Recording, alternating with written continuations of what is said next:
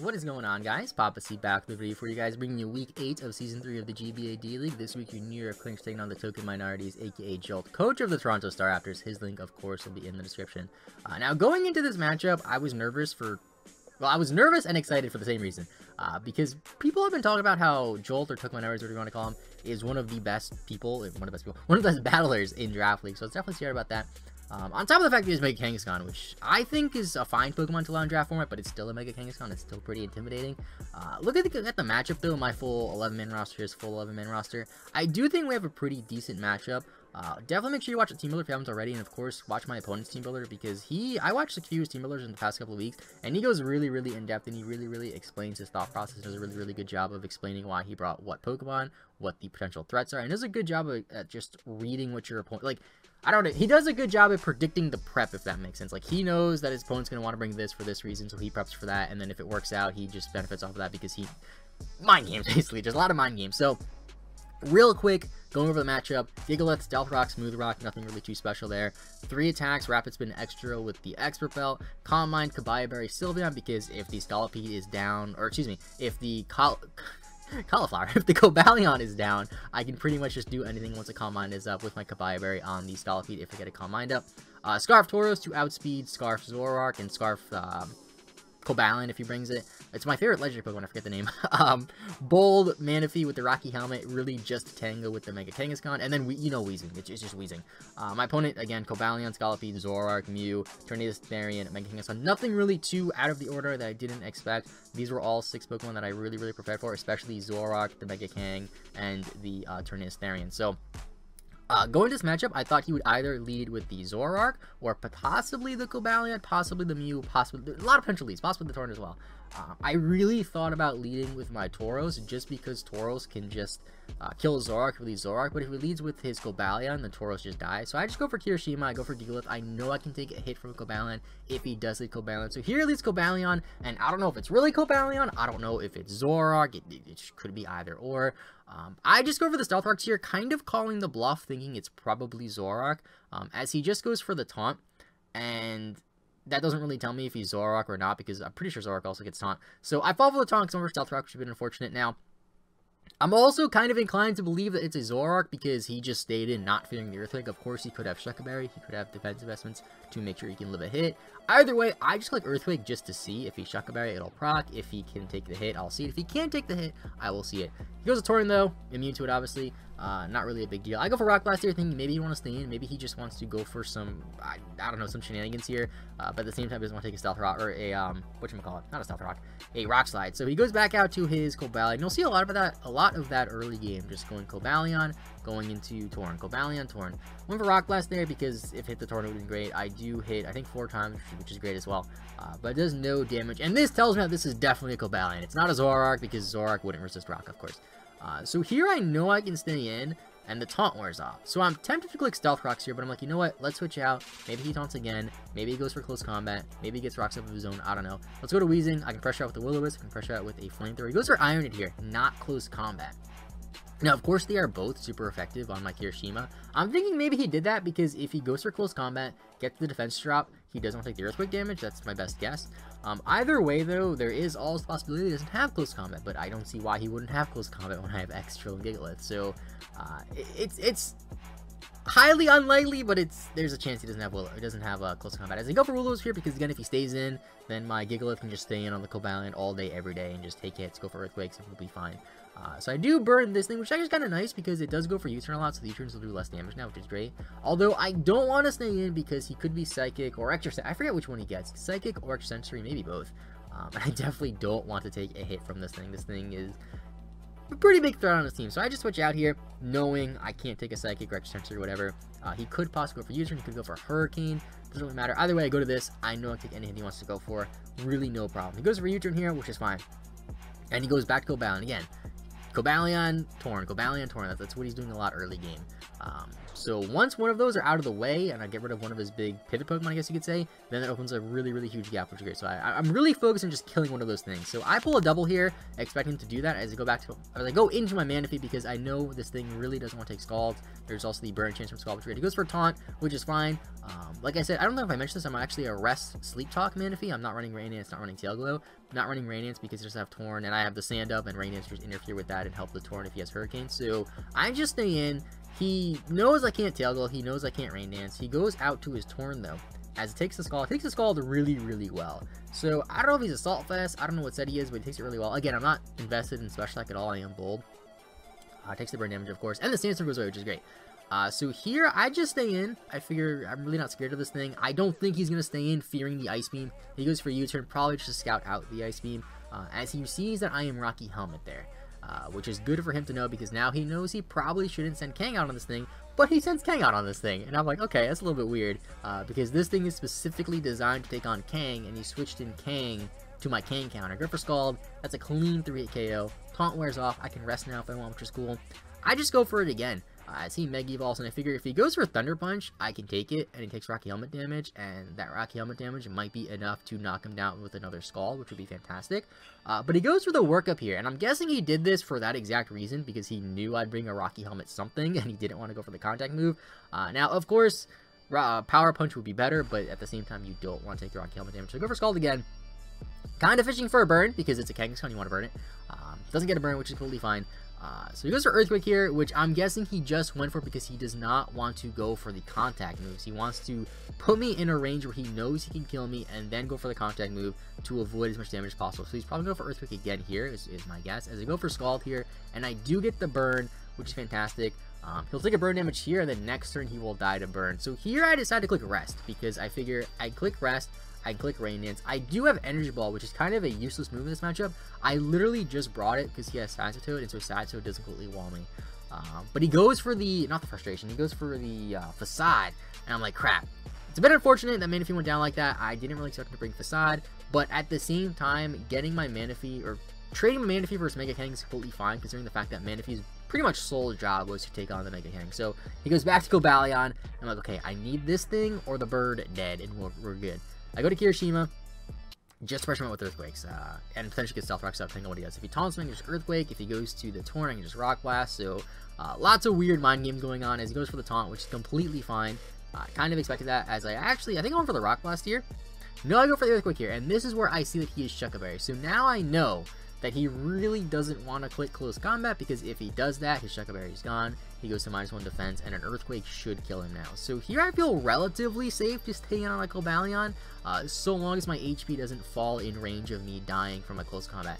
As he goes for Iron Head, which is fine, I can go for an Earthquake here, and it'll be completely fine.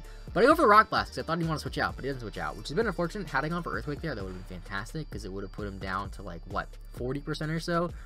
Not really the worst thing in the world. I'd get 3 hits, which is great. Getting 3 or more hits on Rock Blast is the best. Here I switch out because I figure I'm in range of the Close Combat, and you might want to click it because it's the safest opportunity to click Close Combat on my Kirishima. He does exactly that as I go to Weezing, which is completely fine. I take nothing from that damage. I can go for Will-O-Wisp Spear. I can go for Flamethrower here. I do expect him to go into his Torn, actually, excuse me, because he has no reason to stay in and just die. I was somewhat tempted to click Sludge Wave here, because Sludge Wave would have done more damage to the Torn, but in the off chance he stayed in the off chance he just wanted to last ditch effort, get as much damage off with his Cobalion as possible, I don't know, but he switched out, goes out to his Tornadus Therian, and again, I know it's his Tornadus Therian because it's burned, which is actually another good reason that I had Will-O-Wisp on this team, because I can see what Zoroark is depending on what's burned and stuff like that. Flamethrower does no damage, and again, here I don't want to take the Psychic. I don't know if he has a Psychic though, because I've only seen U-turn, Knock Off, and Hurricane. No idea what his last move could possibly be, but I don't want to risk it being a Psychic, so I just switch out here. I don't want to die. I want to keep my Weezing around for a little bit longer because it's a very good switch into his Cobalion, and I do just that. I switch out, and I think I go to my Sylveon here because I expect him just to go for U-turn. yeah, I go to Sylveon here, I expect him to go for a U-turn, and he goes for the knockoff, which is a bit unfortunate because he knocks out my Kabaya Berry. But at the same time, Kabaya Berry was really only good against the Scolipede and any potential like Sludge Wave on the Zoroark if he had that or something like that. I am bold max defense, max HP, by the way, if I didn't mention that. So I take some sandstorm damage, of course. Now here, I just go for Hyper Voice because I figure if he switches out into his Cobalion, Hyper Voice will do a ton of damage. If he stays in, Hyper Voice does a ton of damage. He just stays in, he goes for the Hurricane. Doesn't do that much damage. I definitely feel comfortable staying in and taking another one. So I go for Hyper Voice, and it does a pretty good amount of damage. And at this range, it looks like another one will definitely KO, which I'm pretty happy about. So I know he probably doesn't want to stay in. He wants to switch out, get the Regenerator health back, of course. Not really sure exactly what he could go into, though. So, excuse me as I burp there. I'm tempted to like Calm Mind here, but I'm like, you know what? If he just goes to his Cobalion, I want to click the Hyper Voice, and I want to get as much damage off on it as I possibly can. So he goes back into this thing as I go for the Wish, actually, not the Hyper Voice.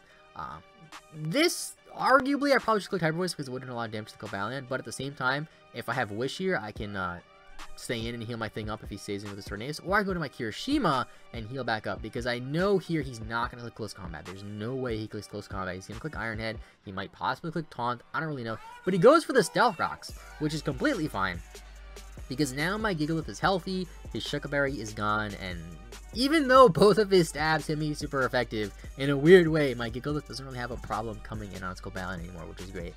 So here goes for Iron Head. I thought he would switch out here for sure, or go for a Taunt.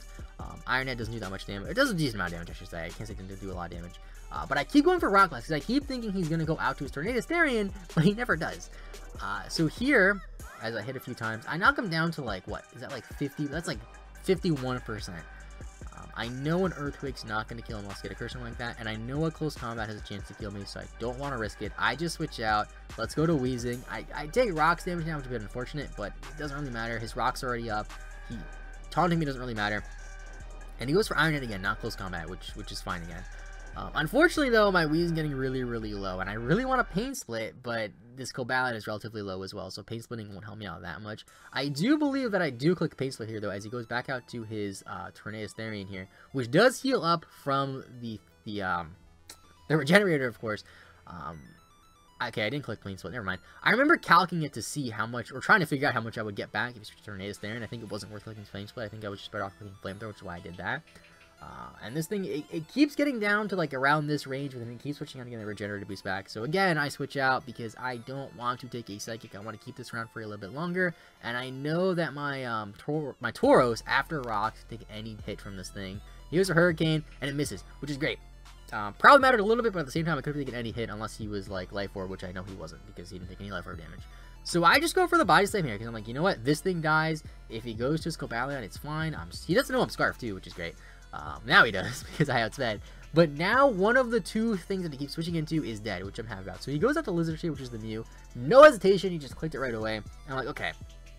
Will-O-Wisp is very, very possible. However, if I get a good amount of damage on this thing, when I say a good amount, I mean like 30 to 40%, Excadrill can two-shot this thing with an Earthquake, which is great. So he goes for Psychic, doesn't do that much damage, which is fine. I can stay and go for another one if I really want to, which is actually what I do.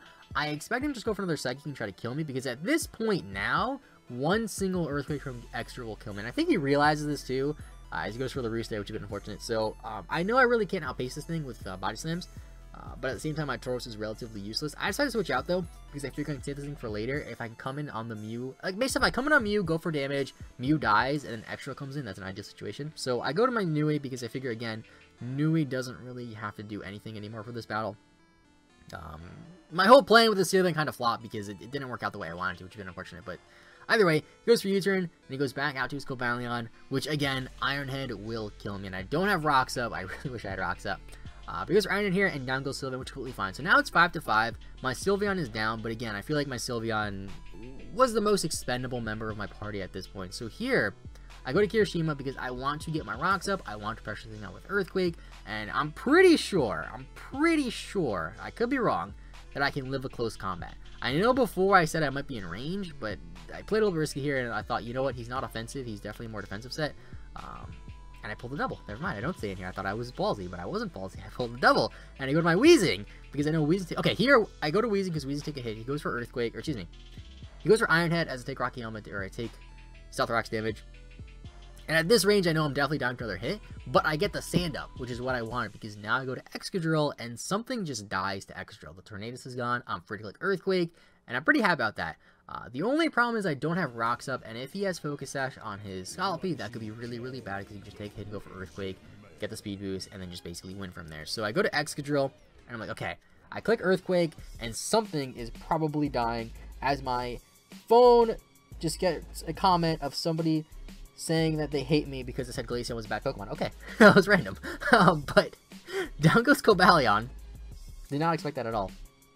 Which is great, because Torn is down, Cobalion is down. Those are his two biggest pivots. Happy about that. He goes back out to his Mew, and I know that there is a possibility that 2 Earthquakes will kill it, but I really don't want to take a Will-O-Wisp. I'm really, really expecting to have the Will-O-Wisp. I go back out to this thing. I know I can take a hit. I can scout what he wants to go for. If he wants to just go for a Roost, predicting the Earthquake. If he wants to just go straight for the Will-O-Wisp, predicting me to just stay in. And he goes for the Roost, so I'm guessing he predicted me just to go for an attack there. So at this point of the battle, I know the biggest obstacle is this Mew. I need it to be at like 80% or so, so I can definitely kill him. Of course, the Sandstorm is going to help. So I'm pretty happy about that. So I just switch out, or excuse me, he switches out, and he goes out into his Drew. What is Drew? Is Drew Zoroark? So he goes into Zoroark, which I thought was weird that Zoroark wasn't disguised anything. I'm not really 100% sure how the mechanics behind Zoroark work, but I know it copies the 6th Pokemon in your team, or the 6th slot. So I'm guessing maybe he had Zoroark in the 6th slot, or maybe his 6th slot was Tornadus and Tornadus died. I don't know. But I just switch out, and I go out to Nautilus because I know I can take a hit, and I know that a Body Slam can kill him. Excuse me, because I can't take a hit, I just sack it off. I don't know why I thought I could take a hit. This was arguably a misplay because, like I said earlier, getting damage off on the Mew is really, really important, and even though Tauros didn't do that much damage, it would have been helpful in the late game to get damage off on things, and of course for Scolipede, because I do have speed Scolipede being Scarf, but either way, it doesn't really make that much of a difference because I just go to Excadrill, and Excadrill just says, hey, give me a kill. And that's exactly what happens. Down goes this thing. I think Excadrill has 2 or 3 kills at this point, which is actually pretty awesome.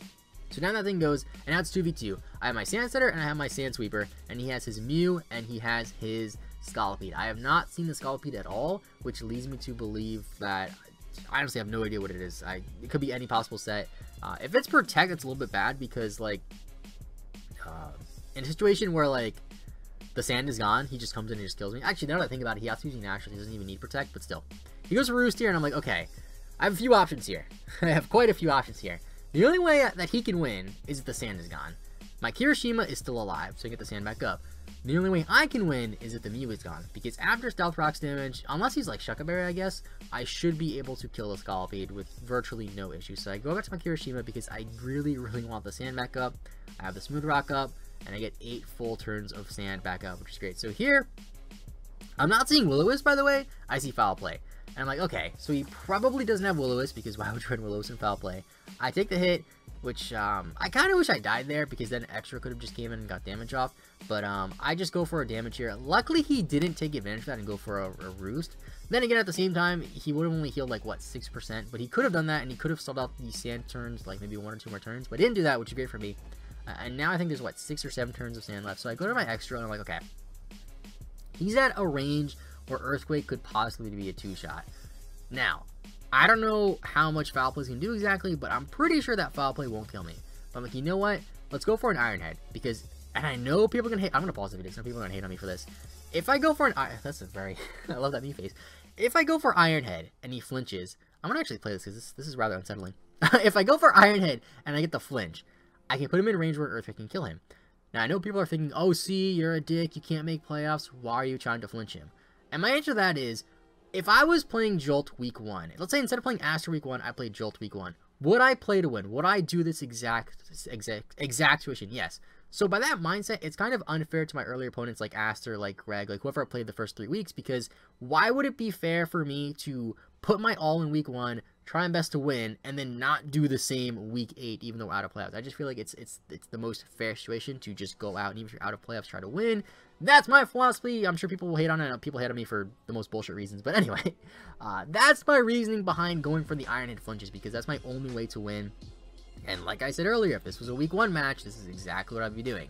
And I really don't think it's that much of an issue. So I'm going to skip through this here, because this is like, what, 3 or 4 minutes of just this. So Spoilers, not really spoilers because we're going across. So, okay, the sand is gone here. I do get a few flinches though, but I don't get flinches at the exact opportunity that I want, which has been unfortunate. I go for Earthquake here, doesn't kill. I don't even think it was a roll. I think, I forget the exact roll. I think it was 40 to 48, and at that range, he was at like 49, 50 or something like that. Either way, the roll didn't matter. He goes for Roost there. The sand is gone. Now here, he can just sack this thing off. He can click Foul Play twice and kill me, unless I get a lucky flinch, which I don't. But even if I got the lucky flinch there, Scallopy just comes in and goes for Earthquake and kills me. So he goes for Foul Play. That is a clean 2-hit KO. Even if I kill him here, it's fine because, again, Scallopy comes in, the sand is gone, he outspeeds me. I thought possibly, maybe, he would be some really, really cheeky set where he wasn't max speed, and I would outspeed him or something like that. What am I trying to say? I thought maybe he would be some really cheeky Scallopy set that had, like, no speed investment, that would just go for an attack and then get the speed boost. That was my only chance of winning, is what I'm trying to say. But he goes back out to the, goes into this thing for the first. I'm like, okay, he goes for Earthquake, and I die. And that is going to be GG. A 1-0 loss. Bit unfortunate, but he goes for the Aqua Tail. And I'm like, okay, maybe he misses, but he doesn't miss. But again, very good battle. I know people are probably going to be salty about the Iron Head flinch. Again, like I said, if this was a week 1 battle, I try my best to win. It wouldn't be fair to Aster if Aster had to play really, really hard against me when I was playing at 100%, and then Jolt has playing against me when I'm playing at 50%. It just would not be fair. So, I think we played relatively well. Of course, we lost. Of course, all the people will hate on me. Oh, see, you're 0-8. Suck my dick. Thanks for watching. I will see you guys next week. We played Doniki, the Yu-Gi-Oh man, and I love Yu-Gi-Oh! Playing Duel Links a lot lately. So, thank you guys for watching. Have a good rest of your day. Make sure you guys go check out Jolt because he's definitely a top contender to win this whole league. Have a good rest of your day. I said it like 3 times. I will see you guys next time, and bye-bye.